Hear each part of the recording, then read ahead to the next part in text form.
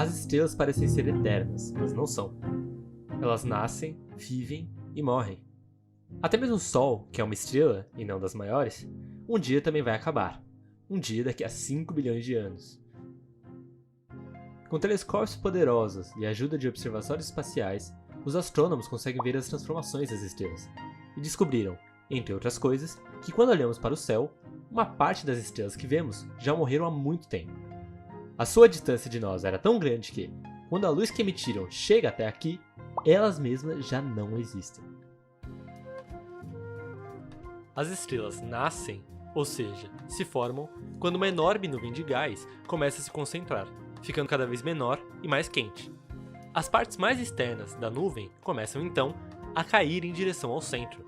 Esse nascimento pode levar 1 milhão de anos, o que não é muito tempo quando se fala de estrelas. Depois disso, a parte interna da nuvem fica tão quente que se transforma num enorme reator nuclear, uma verdadeira fábrica de luz. A nuvem original era composta principalmente de hidrogênio, um gás muito comum no universo. O hidrogênio é o principal combustível do reator nuclear que existe dentro da estrela. Ele produz a energia que faz brilhar o Sol e as milhares de estrelas que vemos no céu. Começa aí a parte mais longa da vida da estrela. É um período que pode durar muitos bilhões de anos.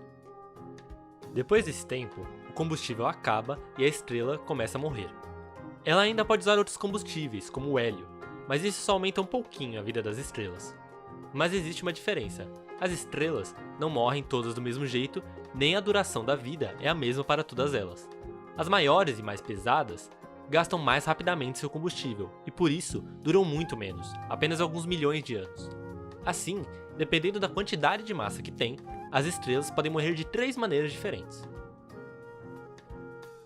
Se a estrela for das mais magrinhas, mais ou menos como o Sol, ou um pouco mais pesada, ela começa a tremer, até expulsar de uma vez só toda a sua camada externa.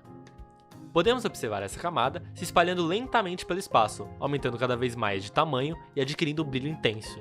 Nessa fase, a estrela é uma nebulosa planetária, um dos corpos mais bonitos do céu, e nós podemos observar essas nebulosas através de telescópios como o Hubble.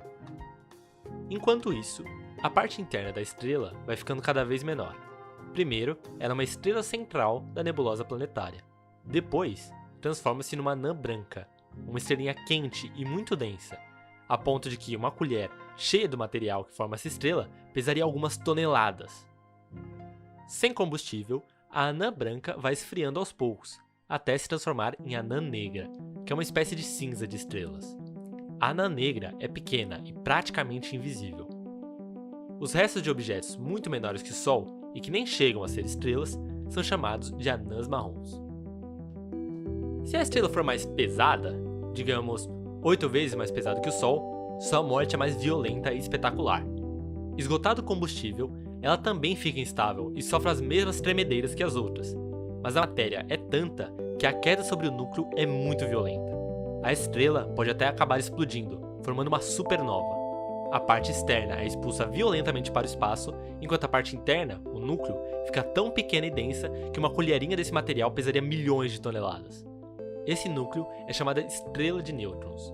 Ele gira muito rapidamente, produzindo ondas de rádio e de luz. Por causa desse movimento de rotação, o brilho da estrela aumenta e diminui.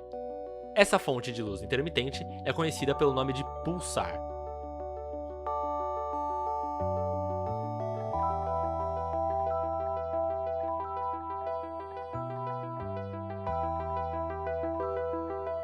Quando uma supernova explode, onde antes havia apenas uma estrela fraquinha, aparece no céu uma estrela muito brilhante.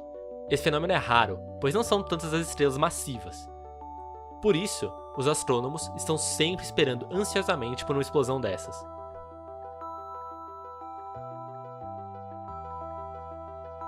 No início de 1987, surgiu uma supernova na Grande Nuvem de Magalhães, uma galáxia anã próxima da Via Láctea, bem menor do que ela, e que pôde ser vista em noites estreladas, perto do Polo Sul. Agora, se a estrela for mesmo muito massiva, 30 vezes mais pesada que o Sol, ou mais, quando acaba o combustível, as partes externas caem sobre o núcleo de uma forma violentíssima.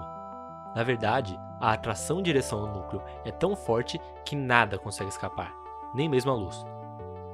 Como a luz não escapa, esse corpo é escuro, por isso recebe o nome de buraco negro. E como podemos observar um buraco negro? Isso é muito difícil, mas, para a felicidade dos astrônomos, muitas estrelas nascem aos pares, ou até mesmo em grupos maiores, como se fossem gêmeas. Assim, se o buraco negro se formar perto de outra estrela, ele vai acabar engolindo pedaços dessa estrela. Ao cair em direção ao buraco negro, esses pedaços se aquecem muito e formam um disco. Produzem então raios-x, e quando observamos esses raios-x, podemos saber a existência dos buracos negros, mesmo que estes não possam ser vistos diretamente. Mesmo assim, conseguimos tirar a foto de um buraco negro. Através de uma técnica chamada interferometria, utilizamos vários radiotelescópios ao redor do mundo para captar as ondas eletromagnéticas do buraco negro e formar esta imagem.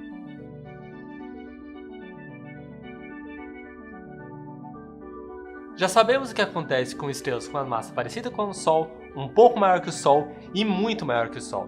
Mas se ela for muito menor que o Sol, umas 10 vezes mais leve do que o Sol, por exemplo, algumas podem se tornar anãs brancas, mas as bem pequenas jamais se aquecem o suficiente para que se transformem em fábricas de luz. Podem alcançar o tamanho de planetas, mas não são estrelas. Não chegam a nascer e por isso não morrem nunca. Ainda temos muito a falar sobre estrelas e o universo. Por isso, não se esqueça de se inscrever no canal e ativar o sininho para receber as notificações. Além disso, cheque as nossas outras redes, como o Facebook e o Twitter.